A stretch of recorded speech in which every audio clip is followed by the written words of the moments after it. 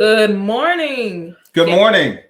Kiana Pauline, Total Body Submersion with my co-host. Michael Pauline. I am the father of this amazing woman.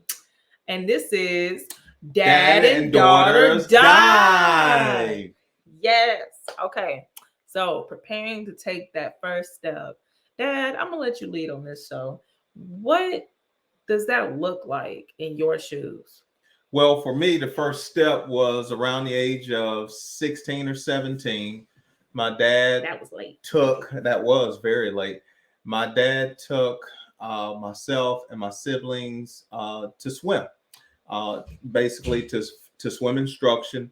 And I was instructed in swim for a week. That's right. I was instructed in swim for a week, of which same things that you teach. They gave me a paddle board. I put my hands on the side of the pool. I was kicking with the legs, and then eventually, my first time hearing this story. Eventually, I waded out into deeper waters. But my issue was I continued to sink. I sunk. You couldn't believe that you were swimming. Not twice. That's right. I could not see myself swimming. I wanted to swim, right, but I could not see myself swimming. Did your brother and sisters learn to swim that day? That week, yes. But you were the four and did not. Right. That's right. So did they make fun of you? No, because I was a big brother and I was considered a hero at that time. Okay. I need to call my aunts and uncle about that story because I ain't never heard that story before. That's right. So what did your dad, did he have a talk with you like during that time when he brought you to swim lessons that week? No, he was trying to help me out, trying to. Okay, so after the swim instruction, help all of us out. He was trying to. So after like in between swim lessons, before swim lessons, he's trying to motivate you, try to get you going, and you just couldn't do it. Right. In my head, I was a rock. While we were being instructed to swim, the instructor said, "You are going to have difficulty because of the amount of muscle mass you have." That's a lie. I know. At that time, I was lifting weights, like I said, 16, 17. Quit their job. Always, working out, things of that nature. They were like, muscle sinks. So, and I had that in my head.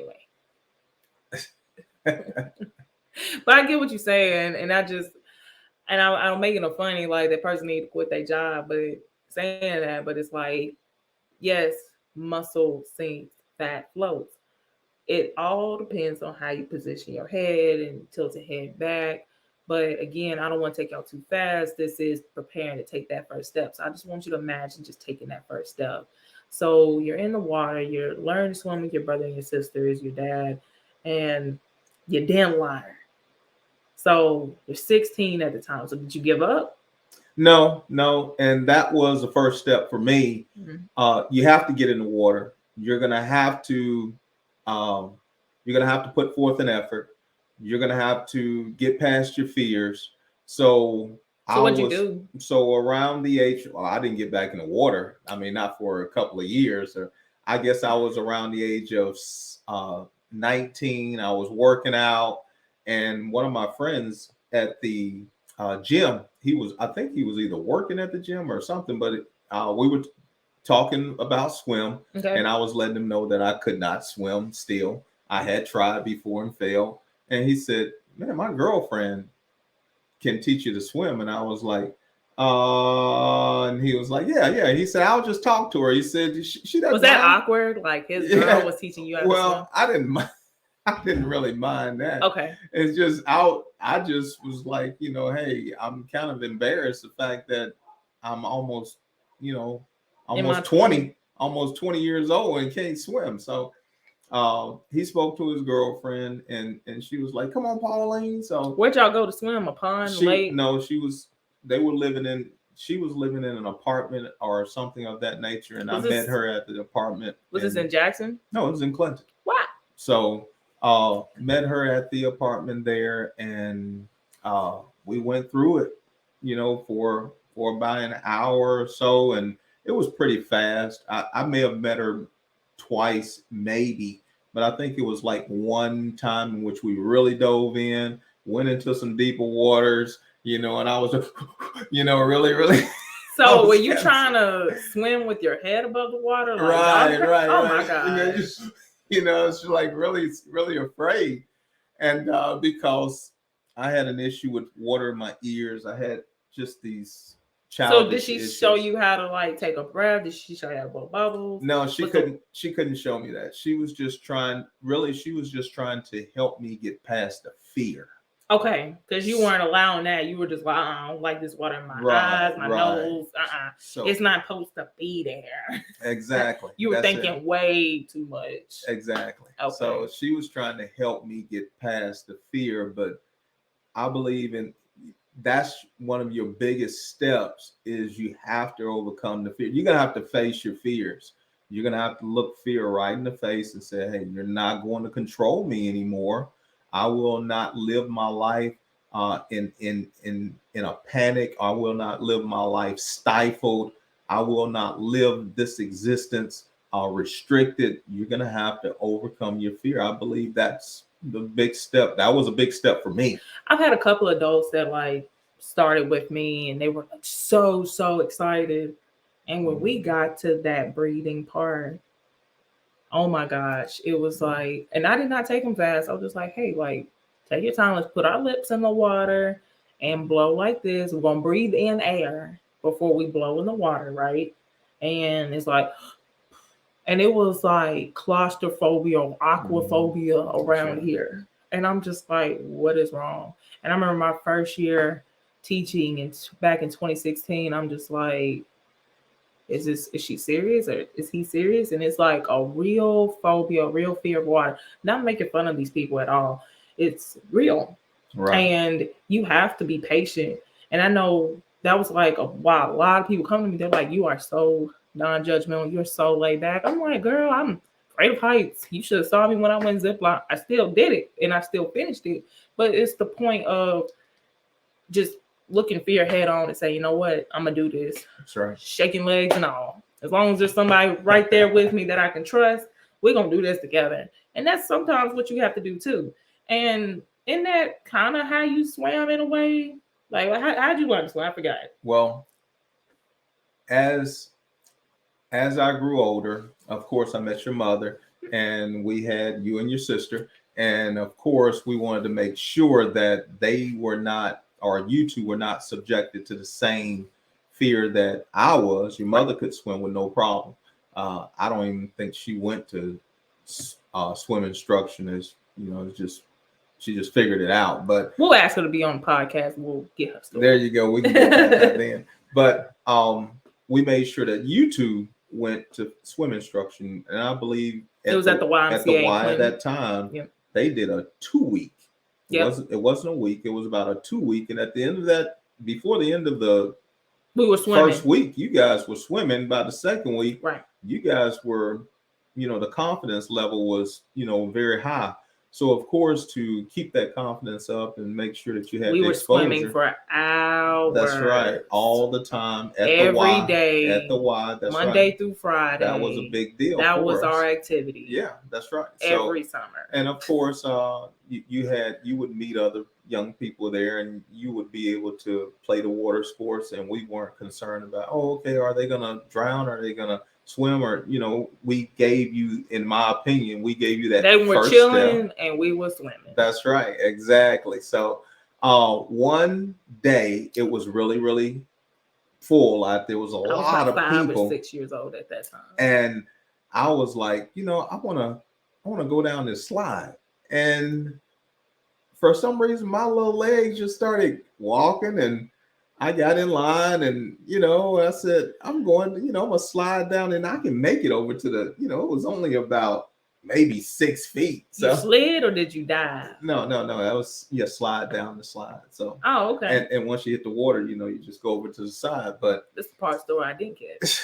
But anyway, I climbed up because it was a long line, and everybody was waiting to go down that slide. Gotcha. And I made it up to the top, and when I made it up there, I said, I'm not gonna do this.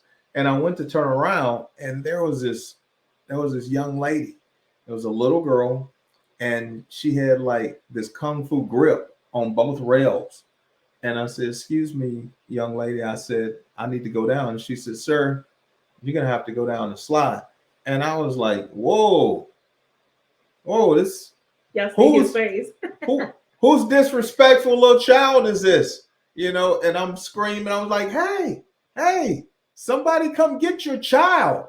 And she looks at me and He's says, 27 at the time, by the she way. said, "Sir, will you please go down so we can so we can go?" And I was like, I can't believe this. And I didn't want to touch the young lady. It was somebody's child. And I'm sitting here looking at her like, oh my goodness, I could just, but I can't. So with everything in me, I slid. I slid down, and I remembered what my friend's girlfriend told me. She said, "Pauline, What'd she tell you? if you just relax, I promise you, you will float." Mm. She said, "Don't tense up." Yeah, I go limp like a new. She said, "Just relax." And it seemed like it was an hour. I hit the water. This was the 12 or whatever, 13 feet or whatever it was. But I hit the water, and I remember relaxing. And it felt like it was taking forever. But sure enough, I opened my eyes because I hit the water and I closed my eyes. But when I opened my eyes, I could see that I was coming to the top. And sure enough, I poked my head up and I said, and I was doing a little, little doggy paddle, trying to hurry up and get back to that ladder, man. And no, it wasn't to the side, to where the ladder was. And I made it over to the side and I grabbed it, and I was like, and I know I looked like a cartoon character, but anyway, I climbed out. It was sad, and it was embarrassing too, because it was all of these people looking at me like, oh my goodness, man, what is wrong with this special needs child? You know what I'm saying? But anyway, I get out, and I said to myself, I have to go down again. The adrenaline rush hit you real quick. And I walked over to that line, and I sat in line, and I went up again, and I hit the water, and I slid down, hit the water. See? And I remember what she said, just relax. So I relaxed, and I came up again, and I did the doggy same thing. paddle. Hit the doggy paddle. And I did the same thing again, and made it to the side of the pool. And basically from there, every time I went to the pool, I would slide in, and I would doggy paddle until I got to the point where I slid in one day, and I said, I'm gonna be cool. And I tried to slow it down and relax a little bit. Act like I could swim. So, and people would stop, Real quick. I thought this was a diving board. So this was a slide? No, this was a slide. The whole time. It was a slide. That's well, it's based off of a children's book, by the way. I wrote his story and put it in my children's book. And the funny part is I said it was a diving board. That's okay. So, but it's the same thing. Yeah, that's right. But in a nutshell, pretty much about the story of my dad swimming.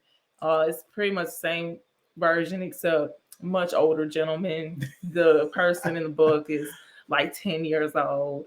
And at the end of the book, you get lifeguard rules and water safety rules for your kids. And then you can enforce that learning with the coloring pages. So that way, here's your water safety tool. They're guides, not there to particularly save you, but hey, you know what they are and what they're supposed to do. That's right. And I'm just glad my dad understands and he can relate to someone out there that's listening. What it's like to take that first step. You might not learn on the first time, and it's not necessarily your instructor's fault. It's all mental. And not calling you mental, it's just in your head. And you have to really just take a step back and say, you know what, I can do this. And if you really don't do it at the last minute, trying to prepare to get a job, go in the military, prepare for that vacation last minute. And sometimes that does work. I've had someone learn to swim with like that because they finally put in their head, I'm about to swim, because they got to get a bonus for their job, or they're trying to look good for their girlfriend, their boyfriend, over in the vacation, or for their girls, or for the, you know, their boys or whatever. So I just want y'all to understand, taking that first step looks different for everybody, and you'll hear different people and their stories, but we want you to see what it takes to prepare for that first step. So as we dive into the next video, taking that first step part 2, we want you to imagine and envision yourself to be greater than you are today, whether it's in swim, whether it's in life, whether it's in your career. We want you to see where you are today. Any last words, Dad? You have to face your fears. Face it. And you're going to have to take that first step. Dive right in. You got to get in the water. Let's go. Dad and daughter dive. We'll see you next time.